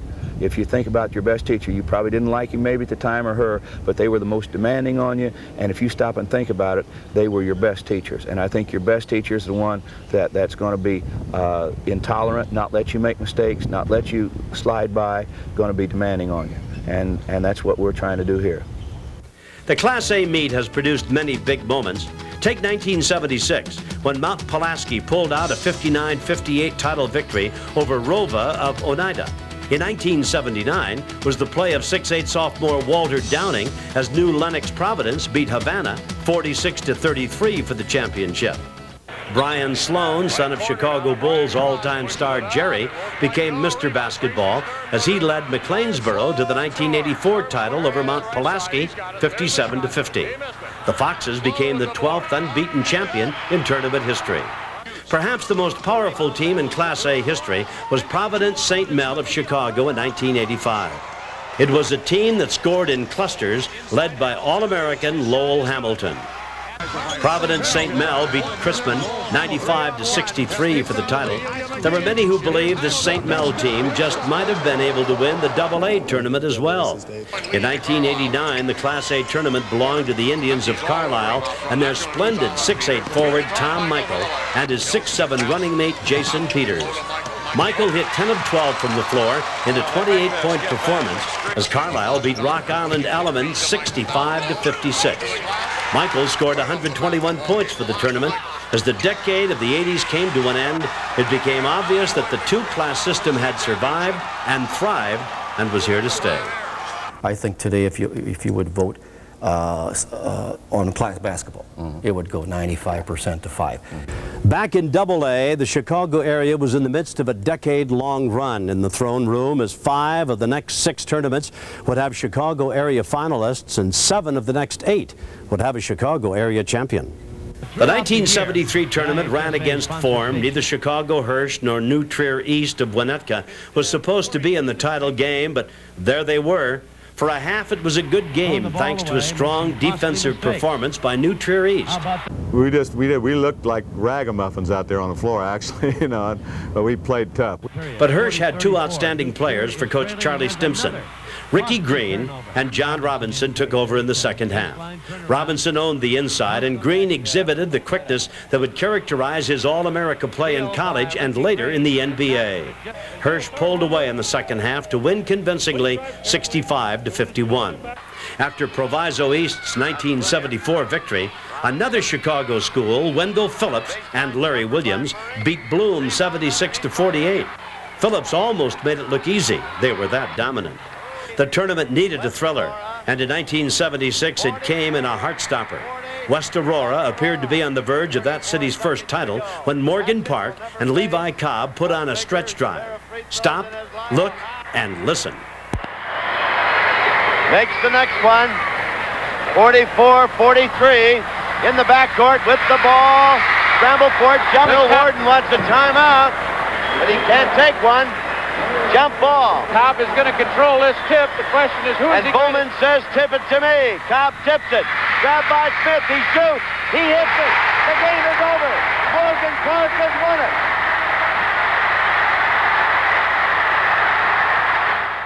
Just when it seemed that the Chicago area would never lose, downstate rose again, with an assured championship as Peoria met Springfield Lanphier for the title. It was a game filled with ironies. Both teams were nicknamed the Lions, and both coaches were high school teammates from Springfield Lanphier. Bob Nika of Lanphier and Bruce Boyle of Peoria. Bob was a starter on that team and a very fine basketball player. After high school, he and I went to the same college, Illinois State, lived right next door to one another for about 3 years up there. Few public schools in America can approach the tradition of Peoria High School. Founded in 1856, it is the oldest high school in Illinois. This building, opened in 1916, is the third to bear the name. The Lions Gymnasium reflects that tradition. The huge foyer is a showcase for Peoria's championship teams. A special niche honors the first state champions of 1908. Picture and plaque, a huge trophy case to honor other championships. Only 4 of 6 trophies from title games are on display. The 1989 runner-up has a place of honor, as do other trophies. 1 second, 2/3. Standing alone in the center is that tall trophy earned by the 1977 AA champions of Illinois. It was significant that the school that won the 70th title had won the first. Dwayne Banks and Tony Gower led the push to the title 72-62, despite the play of Lanphier's future White Sox second baseman, Tim Hewlett. Tim was an overachiever, not taking anything away from him because he was an outstanding athlete, but he wanted it real bad, and when he played basketball, that's the way he played. I don't think either one of us were disappointed too much so. I know Bob said after the game when we won that championship that he just as soon lose to us as anybody in the state, and I said, well, if it had been the other way, I'd have felt the same way. Likewise, we've always gotten along well. We still see one another quite a bit. Chuck Bisher took the Lions to their next title game in 1983 and again to a heartbreaking finale in 1989. More on those games later, but for now, a word or two on Peoria tradition. And we're fortunate. At Peoria High School, we've really never had to go the extra route to motivate our kids because of all the trophies, because of all the pictures. Well, I think the tradition. I think with the Bruce Boyles, the Dottie Hawkins, the Dick Whitakers, and the coaches and the players, and a couple state championships, and just winning successful basketball. And it's I think that's people take a great deal of pride in that. Every tournament has its stamp, its signature, usually a team or a special moment, perhaps a game-winning shot. In 1978, a young man leaped into the spotlight where he's remained ever since. A number of the people that have followed basketball in the state of Illinois for many, many years have said that Isaiah could possibly have been the best high school player ever to come out of the state of Illinois. I certainly think he ranks with the top if he's not. One of the most unique matchups in tournament history. Westinghouse and Mark Aguirre against St. Joseph of Westchester and his lifelong pal Isaiah Thomas. Tougher than nails. always smiling, so therefore he had the right temperament, but yet he was very, very tough. He's such a competitor that he never wants to lose. That tournament showcased the impressive talents of Isaiah Thomas that continued to develop his senior year at St. Joe's. Anyone who saw him then knew he was special. He could take over a game, and that's rare when a young man his size can take over the game. He's the best I've ever seen. He plays now exactly the way he played back in those days. Same style, same determination, aggressiveness. So a lot of people say, boy, you saw before. And of course he does things today also that you might not have seen before. Every once in a while he'll create something that he doesn't even know he does. Not to be forgotten is the impressive performance of the unbeaten tournament champions, Lockport. Bob Basarich's Porters met all the challenges. They ousted Collinsville 55-53 in the afternoon, knocked off Thomas and St. Joseph 64-47 for the title. It was a fitting conclusion to an all-winning 33-0 year that made this ride through the streets of Lockport a Sunday remember. They weren't supposed to get past the quarterfinals, let alone take home the championship, but Maine South in 1979 was the type of team that overcame each obstacle in its way to win the title. Unbeaten Quincy was favored to win it, but Maine South took charge in the second quarter and never looked back. The Hawks made virtually every shot count, connecting on 33 of 50 from the field, 66%. Quitman Sullins preached teamwork, and the result showed. Jeff Baker led the Hawks with 26 points, but the parts were interchangeable as Dan Fiddler added 23, Chris Theodore 16, and Jay Heiler 12. The Hawks broke the Quincy press and went on to take the championship to Park Ridge 83-67. 1980 provided an intriguing matchup of big men. Effingham 7-2 Uwe Blopp against 6'10 Russell Cross of Chicago Manly. In this game within a game, Cross was the winner. He outscored Blopp 17-8, setting the tone for his teammates. The Flaming Hearts had the tournament's hottest shooter, blonde bomber Mitch Arnold, who scored 26 from all over the court. But Manly's balance and 13 points by Leonard Jones off the bench were too much, and the Wildcats won the title 69-61. It's a town where high school basketball since 1934 has meant so very, very much to the whole population, and they've supported it like no other community has for as long a time as they have. I really believe it's the basketball town of the United States. It is a remote city standing alone among the farms of western Illinois, a river town, a key railroad stop. It's Quincy, the Gem City. It's a place that can stake a strong claim as basketball capital of this state.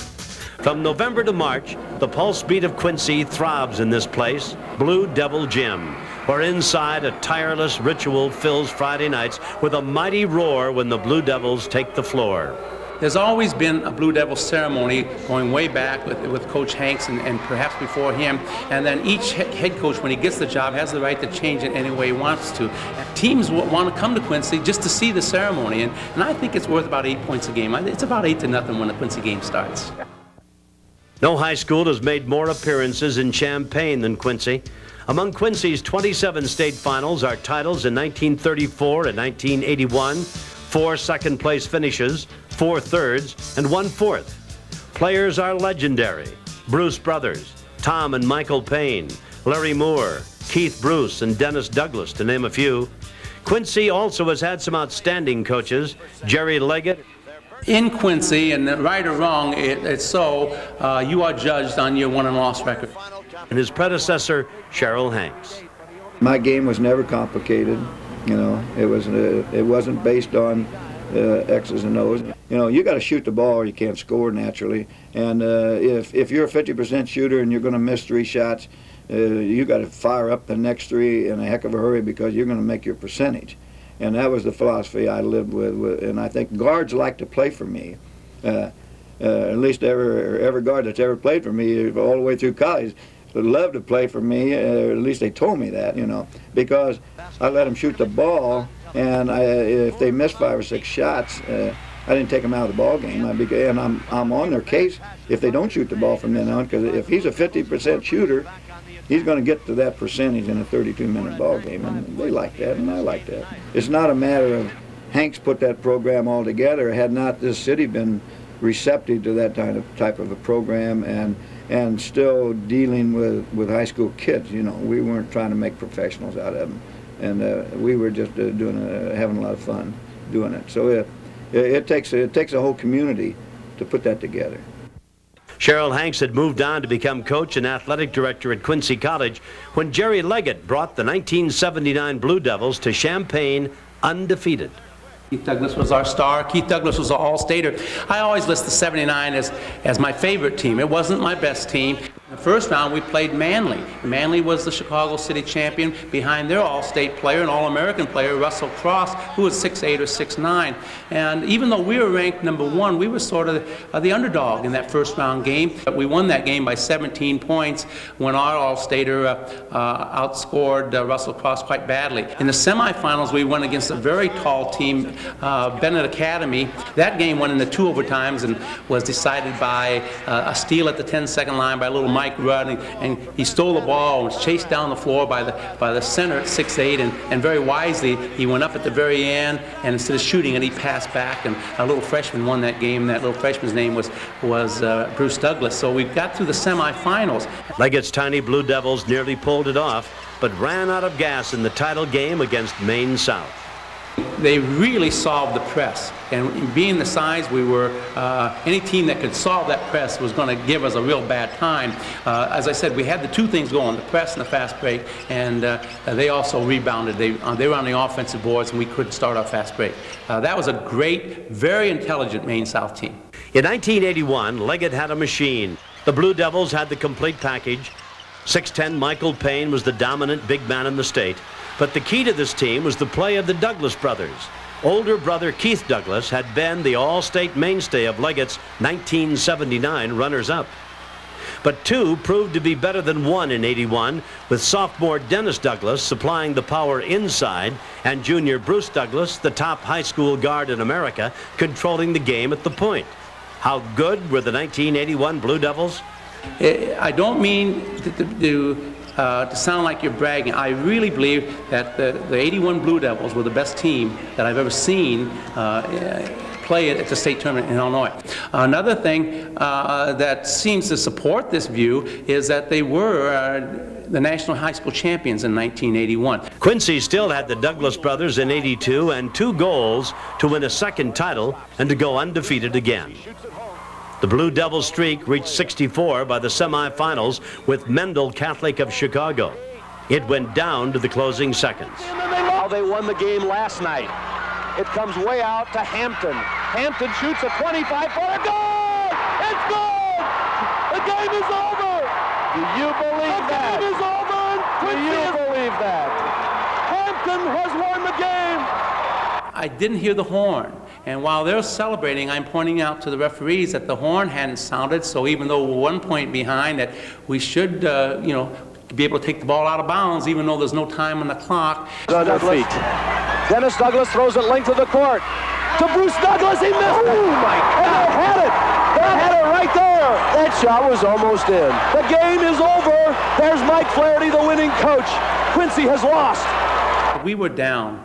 You know, having lost after 64 straight wins, losing in the afternoon, coming back that evening for the 3rd place game. I'm an advocate of the 3rd place game, by the way.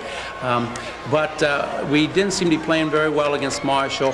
And again, it went down to 1 second to go, and we're 1 point behind, and we had the ball down at the other end. Bruce Douglas made his final play in Illinois high school basketball, and it was a spectacular play. He's supposed to catch the ball and tip it back to our center, laying it up. It went a little bit long. Bruce went and got it anyway, flew clear out of bounds, completed his assignment, tipped it back to just perfectly to the right place, and Huseman laid it up to win the 3rd place game. And it was the exact same play with the second option in it as we'd run 3 hours before that in our semifinal loss. In 1987, Peoria Manual was unbeaten in the quarterfinals when Quincy struck. Clock, maybe in the season. 5 seconds. Bailey wheels it up. Scores with 2. 2 seconds with 1. Quincy leads on a miraculous shot by James Bailey. I think it's the last little pocket of complete support by any community on any a high school basketball team in Illinois, and I think that the Quincy people are going to continue to be like this. It wasn't Cheryl Hanks, it was the Blue Devils and Quincy High. It wasn't Jerry Leggett, it was the Blue Devils and Quincy High. I think that's going to change. It's going to be Quincy town supporting their main interest, one of their main interests in life, and that's the Quincy High School Blue Devils. That's going to continue. As Quincy moved off stage in 1982, East St. Louis Lincoln's Tigers stepped forward and took over. Coach Benny Lewis had put together an excellent club that got past Marshall 57-54 in the afternoon and continued its march to the title. Mendel was emotionally spent from the Quincy victory. Lincoln didn't miss a beat as Todd Porter led the Tigers to their first championship 56-50. No one in his wildest dreams could have predicted what would develop in the Lincoln story as the decade wound down. In the first half century of the tournament, Springfield area basketball was dominated by the Springfield Senators until a dynamic young coach issued his challenge. Springfield Lanphier was opened in the mid-1930s. Success came in 1953 with the arrival of Arlen Lober, a coach who wanted his players to have fun. I thought that our style of play was the way kids would play on their own. If you saw them out playing on the blacktop, that's the way they'd play, going up and down the floor. And also I felt it gave my players the best chance to develop their individual talents. Lober's so-called organized gym class team opened up the game, passing over the defense for easy baskets. His first great star was Calvin Pettit, who led the 1963 Lions to the semifinals against Centralia. Lober turned over the reins in 1974 to his sophomore coach, Bob Knight. It was really nice to have one of your own players come in and continue on and have success after you, but you know, that's Bob's doing, and that's up to him now, and he's done a wonderful job, and I just hope it continues on into the future. I was born and raised about 3 blocks south of Lanphier High School, and I guess I'll be carted away when my last day is. I live about 1.5 miles north and east of Lanphier now, but Lanphier has been, it's not only a coaching job to me, it's been my whole life. Lanphier lost by 10 points in the 1977 finals to a better Peoria High team, but by 1983, the Lions were ready to take over the state. Even though nobody gave them a chance, they were unranked. All signs pointed to a rematch of the 1977 Peoria High Lanphier title game.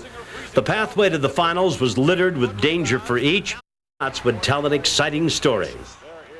Being shadowed on the box and one, and he wants the ball. He's got it. Could boil down to an offensive rebound right now. Williams shot it in and one. The game is over. Central wins.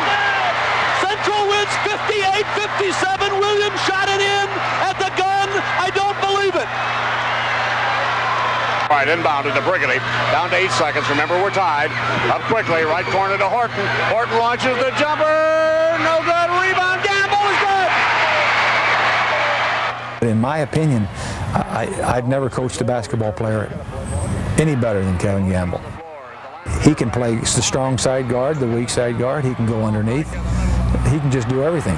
And the more important than that is you couldn't find a nicer person than Kevin Gamble. They just don't make them. He's just a great person. In the title game, Gamble led the way with 19. Horton added 18. They needed it all as Lanphier came on down the stretch to win Game 30 and the school's first championship 57-53. I remember some elderly gentleman after the game we won in '83 when we won it, and I remember walking off the floor with my son Moose, and he called me to the side. I don't even know who he was, and he says, I want to tell you something. He says, you think it's great now. Wait till about 20 years from now when you're sitting in a rocking chair and you think about it. Lanphier had gone the next year, returning in 1985 behind Mr. Basketball, Ed Horton. It came down to one of the most exciting title games in history, a double overtime duel with Mount Carmel from Chicago's South Side. Regulation play ended at 44 all, and then after a scoreless first overtime, Mount Carmel's Derek Boyd broke the Lions' hearts as the Caravan became the only private school to win the AA title. And I look back at it thinking that I had the opportunity to get the coaching job in the first place, and then being a champion 3 times in a champion, that's just unbelievable. And now I think, I wonder if there's ever a chance before I quit that I'll get back again. And you have to believe percentage-wise there's not, but you never know. But it's been way, way more than I ever expected. The 1984 tournament was hard fought from Friday's opener to the end. Favored were the Evanston Wildcats, coached by former Centralia star Herb Williams. Everett Stevens was a one-man gang for Evanston. He single-handedly pulled out a 65-63 overtime victory over Benton in the quarterfinals. Then on Saturday afternoon was Stevens again, leaping to the hoop as the Wildcats beat St. West Aurora had a relatively easy time of it. Champaign Centennial and Roger McClendon could not compete with the acrobatic drives of Kenny Battle. Simeon had defeated Robeson 44-42 in the Chicago Public League final, thanks to the play of Ben Wilson, who would be murdered the next fall outside the school. Wilson again led the way against Rock Island in the quarterfinals. And in the matchup with West Aurora, Simeon had too much firepower as the Wolverines beat the Blackhawks 67-58. In the final, Evanston's defense shackled Wilson, holding him to just 4 points. But Tim Bankston more than made up the difference. Bankston powered his way for 25 points, and backcourt mate Bobby Tribble added 15. Stevens was saddled with foul trouble and could manage only 15 points as Simeon won its first title 53-47. Evanston was back in 1986, facing heavily favored Martin Luther King of Chicago in the Friday quarterfinal. Was a classic duel to the closing seconds, settled when David Weatherall won it for King 64-62. After that, King was on its way. The Jaguars would face Rich Central of Olympia Fields and its outstanding guard, Kendall Gill. Marcus Liberty and Weatherall led the way for King as the Jaguars won the championship 47-40. King was favored to repeat in 1987. Liberty was outstanding all season, earning honors as National Player of the Year. No player ever had a final Saturday to match Liberty's. The smooth 6'8" forward scored 39 points as King beat St. Joseph 60-58. He added 41 in the finals against East St. Louis Lincoln, but the tournament belonged to neither Liberty nor King. LaFonso Ellis Booth. It's well documented. East St. Louis, Illinois, across the Mississippi River from the Gateway Arch of St. Louis, Missouri, is the poorest city in the United States. It's a place where existence itself is grim, often barely livable. But the dynamics of it work in the high schools of East St. Louis. East St. Louis Senior High School has won 4 state football championships and finished second 3 times since that competition began. Across town, Lincoln won 4 state basketball titles in the 80s, the last 3 in succession. The question, why? We've been getting good players. Guys really want to play, and the guys want to come here. We've had other players that's, just as good as our players, but they didn't come here. They went, someplace else or to another system. And I don't think that they worked as hard as we have. Whatever the reason, pride, desire, talent, Coach Lewis has achieved one of the most remarkable records anywhere.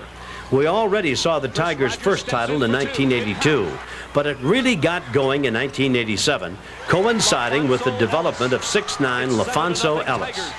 He was our first legitimate All-American that we had, and he really brought the recognition to us, that was due to us, because he was kind of a guy that could, was smart in his books. He had real good study habits. He was a nice guy. He didn't try to hog all the points. He always made sure that the other guys that was playing in the game got in the game and, got some recognition and scored or whatever. He was just that type of person. Ellis was a dominant force as Lincoln shocked King with a big first half, climaxed by Ellis's 22-foot turnaround to take a 17-point lead.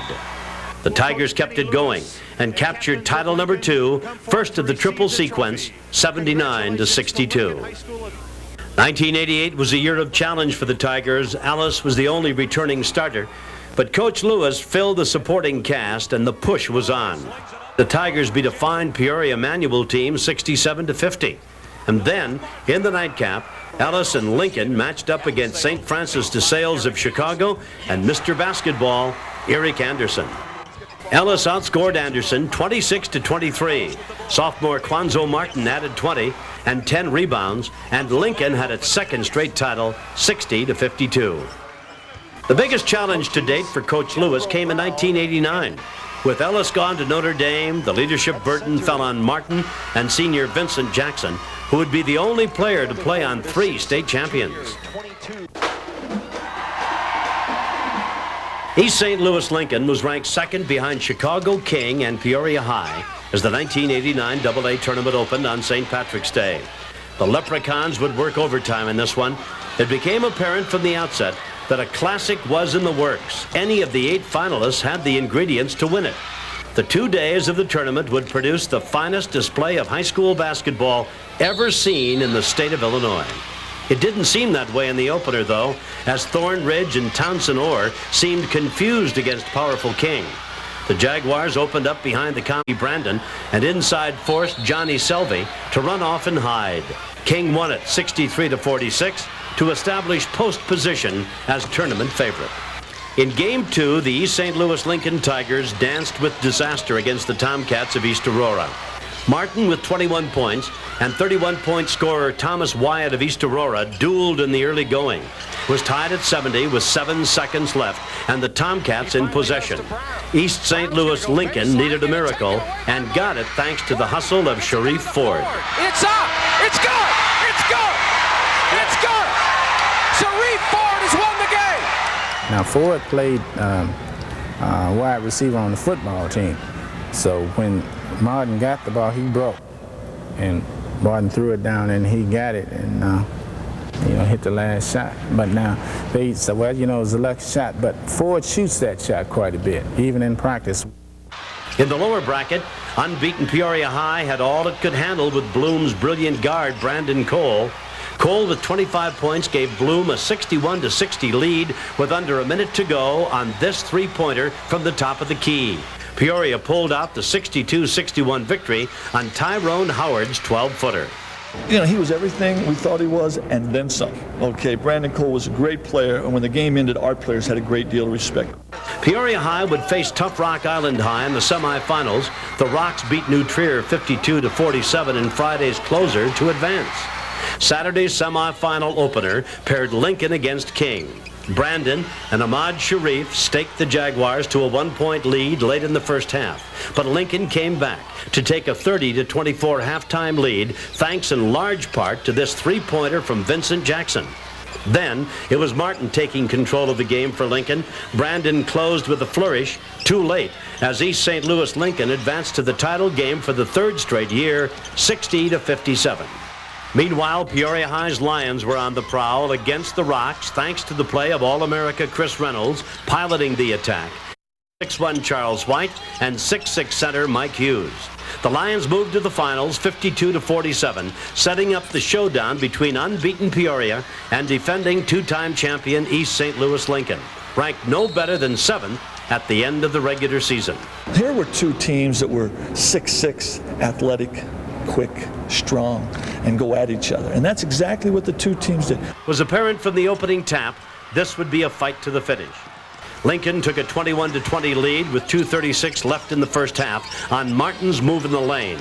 Then the Lions went to work with White, then Hughes, and finally Reynolds on the break to take a 26-23 lead at the intermission. I guess I felt that half of the game had gone about like I thought. I said, okay, that's nothing to worry about. We'll just go in there, do what we're supposed to do, go back to playing the hard defense, just taking the good shots, doing the things, blocking out on the boards, and we'll get back in the ball game. Trouble loomed for the Lions early in the fourth quarter when Martin made it 41-34 Lincoln. But Peoria High came back to tie it less than 3 minutes later on this lean-in by Hughes. It was Hughes again with 1:16 to go on the jumper. Lions by 2. The Tigers clawed back to tie it on this drive by Chris McKinney, setting up overtime, only the second in AA history. Lincoln got the break in the first overtime. Peoria High's Chris Reynolds was assessed a technical after complaining about a non-call. Rico Sylvester made both foul shots to give Lincoln a 50-48 lead. Reynolds missed a three-point winner with 6 seconds left. Lincoln knocked the ball out of bounds. Timeout Lions. After the timeout, Reynolds shot again. Mike Hughes cashed in. 1 overtime down, 50-50. In the second overtime, Martin gave Lincoln a 52-50 lead with 1:40 left. Hughes fed White for the short jumper with 1:13 left. Tied again.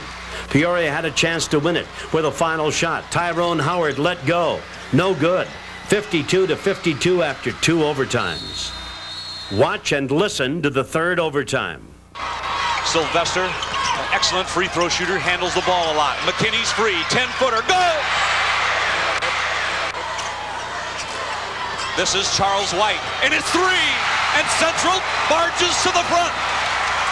1 minute. The Lions by 1. 3-point shot, good! Sylvester! He shot that for lack of something to do with the ball. Half a minute, third overtime. There's Reynolds is fouled. Beyond McKinney.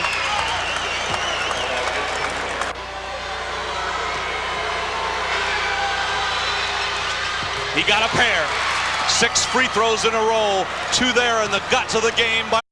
Triple overtime. Lincoln with the ball. Sylvester. He made a miraculous 3 moments ago. Double team. Jackson doubled up. McKinney, 14, 13. Under 10. Lincoln with the ball. This is Jackson with 3. Jackson lets fly. Good! Jackson won the game. 3 in a row. Lincoln wins. People don't think it's hard to win a state championship. Think again, we had an outstanding team and didn't, and he's won 3 in a row, and my hat's off to him. Probably the best game I've ever played in. I had, seeing, playing in, all coaching. It was probably the best game I've ever seen. There are many outstanding athletic competitions: the World Series, the Super Bowl, Stanley Cup, NBA, NCAA finals, to name just a few. As great as these events are, one that's been running since 1908 and is gaining new momentum as we move into the 90s is alive and well and thriving each spring in Illinois: March Madness. I'm Tom Kelly, thanking you for joining us in our look at one of the finest events of its type anywhere, the Illinois High School Association Basketball Tournament. And now the honor roll of state champions.